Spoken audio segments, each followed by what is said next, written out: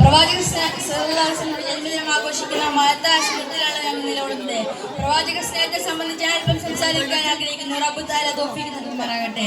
ആമീൻ. സർവ്വലോകത്തിനും അനുഗ്രഹമായപ്പെട്ട പ്രവാചകനെ സ്നേഹിക്കുന്നത് ഓരോ മുസ്ലിമിന്റെയും ഒഴിച്ചുകൂടാനാവാത്ത ബാധ്യതയാണ്.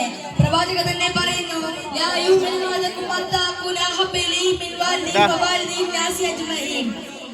തന്റെ മാതാപിതാക്കളെക്കാളും സന്താനങ്ങളെക്കാളും മറ്റു സർവരെക്കാളും എന്നെ സ്നേഹിക്കുന്നത് വരെ നിങ്ങളാരും പരിപൂർണ്ണ വിശ്വാസിയാവുന്നില്ല. പ്രവാചകനെ സ്നേഹിക്കുന്നത് നമ്മുടെ ഈ ലോക വിജയത്തിനും ആത്മാർത്ഥ പ്രസിദ്ധമാണ്. എന്നാൽ പ്രവാചകനെ എങ്ങനെയെല്ലാമാണ് സ്നേഹിക്കുന്നത്? ഞാൻ നബിയെ സ്നേഹിക്കുന്നെന്ന് വെറും വാക്ക് പറഞ്ഞത് കൊണ്ടോ പ്രവാചകനെ സംബന്ധിച്ച് വാദത്തെ പ്രസംഗിച്ചതുകൊണ്ടോ ആ സ്നേഹമാവുന്നില്ല.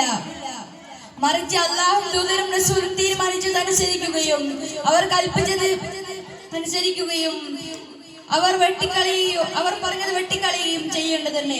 അങ്ങനെ അവിടുത്തെ പാദപരിപൂർണങ്ങൾ പിന്തുടരണം. എങ്കിൽ മാത്രമേ യാഥാർത്ഥ സ്നേഹമാവുള്ളൂ. പുണ്യനബി നമുക്ക് വേണ്ടി എന്തെല്ലാം ദ്രോഹങ്ങൾ സഹിച്ചിട്ടുണ്ട്. ത്വാഫിൽ നിന്ന് കല്ലെറുകൊണ്ടും കണക്കാൽ പൊട്ടി രക്തമൊഴിച്ചും കൗത്തിൽ ഒട്ടകത്തിന്റെ കുടൽ ചാർത്തപ്പെടുകയും സ്വന്തം നാട്ടിൽ നിന്ന് ഹിജ്റ പോകേണ്ടതെല്ലാം വിശുദ്ധ ദീനിന്റെ ഉന്നതത്തിന് വേണ്ടിയാണ്, നമ്മുടെ ആത്മീയ ഊർജത്തിന് വേണ്ടിയാണ്. അതുകൊണ്ട് തന്നെ പ്രവാചകന്റെ മേൽ സ്വലാത്തുകൾ വർദ്ധിപ്പിക്കുകയും ചെയ്യണം.